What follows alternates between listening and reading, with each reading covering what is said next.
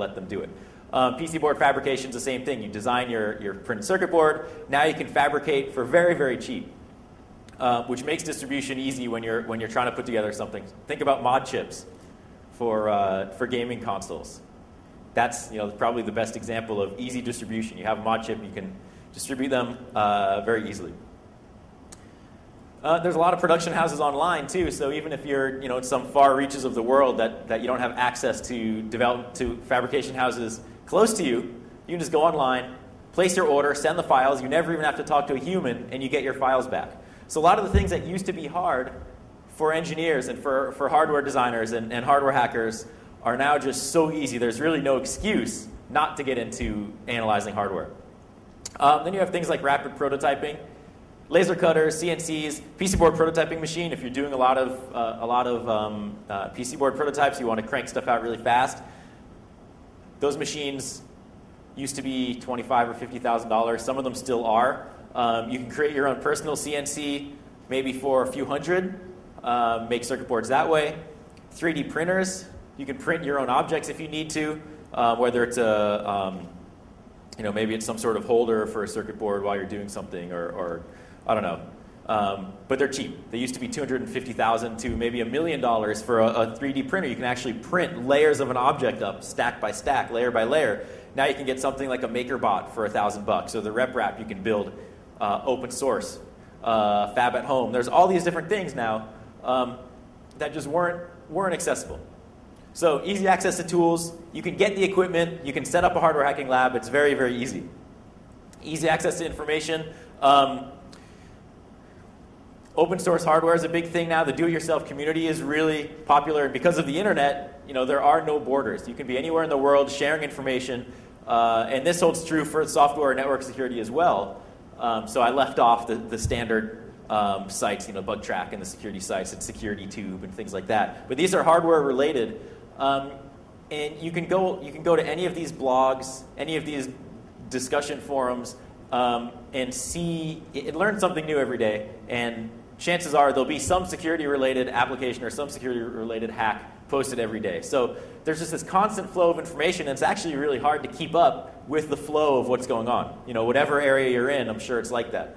But there's just so much information out there now, and it's so easy. It's not as difficult as it was back in the day, where if somebody knew something, say in Malaysia, trying to get that information to somebody in the United States is going to take a long time. You got to send it through the mail, maybe call them on the phone, transfer files with a 300 baud modem. Who knows? Now information moves so fast. All the information's out there. So you have the tools, you have the information. There's no excuse not to start hacking hardware. Just a little bit of a methodology of areas that you can look at when you're hacking hardware. Just like anything in the hacker world, there's no one answer, and that's what makes hacking so great. That's what makes computer security so great. There's always problems, and there's never one answer. But this is sort of my process of going through, if I have a piece of hardware and I want to break it, what do I do? Gathering information, of course. So check the internet for all sorts of things. You got to get the hardware somehow, whether you're going to borrow it, steal it, rent it, buy it. Who knows?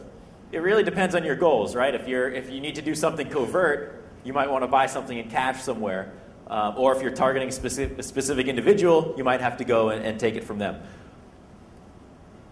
Hardware teardown is really the most important thing, and something that you see a lot now because of the internet. As soon as a product comes out the door, when the iPhone got released, people buy the iPhone and instantly rip it apart, take pictures, and post it online. Now there's this whole community of people that want to be the first to post pictures of a product when it comes out. And that's very important, because not only can you learn about the chips that were used, you learn about the design techniques, you can estimate how much the product cost, you can look at the circuit board right away and say, oh, are there any debug ports or any test points that I can take advantage of to start monitoring information, maybe try to inject information in. So really the goal of whatever product you're looking at a lot of times is you want to get access to the circuitry, because then you start getting clues. And hardware hacking is all about getting clues. You say, okay, I know these components. This memory device is known to be insecure, so maybe I'll target that. It has a microprocessor. Maybe I can read the firmware off the microprocessor and start reverse engineering that. You get all these clues, and you might not know how they all connect until later on when you're actually formulating your attack. An interesting thing is that there's a lot of similarities between older versions of devices and newer devices. And I'll show you an example of that when I start talking about the smart parking meters in San Francisco. I couldn't get my hands on a brand new parking meter that was stuck in the street, but I could get my hands on an older version on eBay. And I could learn a lot about the new hardware by looking at the old hardware. So you don't need the latest, greatest state-of-the-art thing in order to start formulating things. Silicon die analysis, I'd mentioned this a little earlier. It's a subset of the hardware teardown. Except now, instead of removing the package and looking at the circuit board, you're removing the package of the integrated circuit and looking at the integrated circuit die. Very, very useful for a lot of things. Whether you just want to image the die and get a schematic of how things work, whether you want to pull out an algorithm or a security key. There's a lot of research on this. I have a bunch of links on the next slide. Whether you want to retrieve firmware, retrieve contents from ROM, flash, all sorts of things. And it is kind of this up-and-coming area where you do need some fairly specific skills, but they're not out of reach by anybody. You know, it's just practice and learning and hands-on experience is all it is. All right, so firmware reversing, say you extract the program code from a microprocessor. You have a bunch of assembly language. Maybe that's all you need. You can start looking at assembly language, figure out exactly what's going on. Or you toss it into IDA Pro or your favorite disassembler or decompiler and figure out general program structure. What I like to do is if I pull firmware contents off a board or if I pull some data off of a memory device, I don't even care what processor it's connected to. I'll just run it through strings, look at it with a hex editor. See if I can pull out any details that might give me an idea about, is there a debug menu that I can take advantage of? Is there some administrator port? Who knows? Engineers, designers leave a lot of stuff in software, whether it's in a hardware product or whether it's running on a PC. There's a lot of stuff in there that you can take advantage of. Clues. The beauty about firmware is essentially it's just software running on a general purpose microprocessor, a little computer. Pretty much everything that's electronic based is a little computer. So you don't have to be a pure hardware guy now to use your reverse engineering skills, your software skills to figure out how the software works, maybe change the code, reprogram the device, and you're set to go.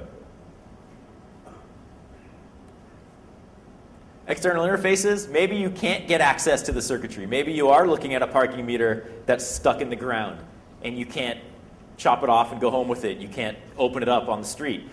So you look at the external interfaces, things that connect to the outside world. You might monitor communications of a smart card port, of a debug port. Once you do that, you might try to decode what's going on, decode the protocol. If it's serial, it's easy. If it's something else, you might have to start analyzing things. Emulating the protocol might be useful. I'll give you an example of that. And engineers like to make their products easy to design. Manufacturers like to make their products easy to manufacture, which means easy testing and verification that the system actually works. So programming ports, debug ports. A lot of times products use industry standard connections, so if you find a JTAG port, for example, an industry standard debugging interface, you can connect to that and then control the hardware. Because engineers want to leave that stuff in, and it's a real fight to get them to remove that stuff. It's sort of the whole security versus convenience thing, and a lot of times convenience wins, and things that should be removed from products aren't. Some common themes with hardware. And these are things that just haven't changed. It's just the core of electrical engineering. And being a designer as well, I can understand where most engineers in the world are coming from. They're more concerned with getting the product to market and meeting their deadlines and meeting their budget than they are about making the product secure. As sad as that is, that's just the nature of the world. So we can take advantage of that. Most design engineers either don't care about security or they're not familiar with security. In the engineering community, the pure electrical engineering community, a lot of the security books and recommendations are, if you want to encrypt something, use XOR. And that's it. That's all it says. There's no other thought given to crypto or security or anything. So it's sort of like where the software security community was maybe 10 years ago. Right? It's like poor programming practices and buffer overflows and all these really obvious things, except the security industry got a little better, or the software industry got a little better. You see less buffer overflows and less poor coding practices. But the engineering industry, the electrical engineering industry, still hasn't changed. A lot of products are based on publicly available reference designs. Manufacturers of ICs, chip vendors, want you to use their products. They want engineers to design their chips into the product. So they make it as easy as possible and say, oh, you want to design a cell phone? Here's our cell phone chipset. Here's the reference design. Here's a basic cell phone. Now you as the customer can go and modify it and make it into your next generation cell phone. But the core reference design is from the vendor. We can take advantage of that. If we open up a cell phone and say, hey, that's using a Broadcom IC. We go, okay, that's a Broadcom chipset. We'll go to the Broadcom website and say, do they have a cell phone reference design? Yes, they do. Go to the cell phone reference design. Pull down the schematics. All the information usually is available for free because the company wants you to use their tools. They're giving you as much as they can to entice you to use their stuff. So you say, okay, there's a Broadcom reference design. If you compare that to the schematic of the cell phone you're looking at, or of the design of your target cell phone, I guarantee you that there's a high percentage of similarity between the two. So that saves you a lot of time when you're actually reverse engineering. You can start using the reference design instead of starting with a blank piece of paper. Components are easy to identify, easy to access. They're still pretty big. You can look at part numbers. You can figure out what the part does. A lot of times you can just look at a circuit board, and without even knowing the part numbers, you can say, okay, there's the microprocessor, there's the memory, that must be some USB interface. The more products you look at, the more familiar you get with sizes of parts and where parts are located next to each other. And as long as that continues to be accessible to the human eye, you'll be able to figure out a high-level functionality pretty easily. There's been a ton of high-profile work going on in the hardware hacking space and the embedded security, secure hardware-related space. I just picked a few that were sort of the most high-profile and that the media really picked up on. But every day there's new stuff going on. And these links are just to get you excited about what's possible. E-voting machines, electronic voting. Rob's talk coming up next talks a lot about that, the process that he went through. Smart power meters. There's been recent research on the power meters that are connected through some wireless network, whether it's Zigbee or some other low-range RF. Now the meters are communicating with each other. There was some ATM cash dispensing bug that was pulled from Black Hat US this year. And the rumors were that there was some bug in a popular automated teller machine that would spit money out of the machine, sort of like Terminator 2. Of course, we don't know the details of that, but it's something that the media latched onto and really hyped up. But that's hardware hacking, looking at products that you just take for granted every day. And an ATM is a big one because there's money involved, right? So anytime there's money, people want to get something out of it. Tons of RFID research, whether it's passports, MyFair, HID, cloning, HiTag2. Karsten Knoll has done amazing research in this area. Chris Tarnowski.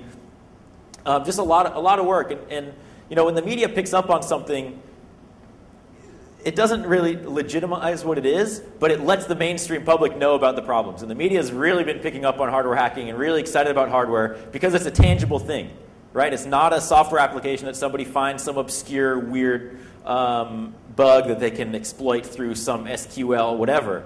It's a tangible piece of hardware that you can go to somebody in the media, you go to the public and say, I can spit money out of an ATM, or I can get free parking, or I can get electricity for cheaper. All of these things are easily understandable by the general public, and that's why hardware hacking is becoming more popular, because then the media writes up about it, the mainstream reads about it, and then people go, hey, that's sort of cool. I want to get into computer security. I want to start learning about things.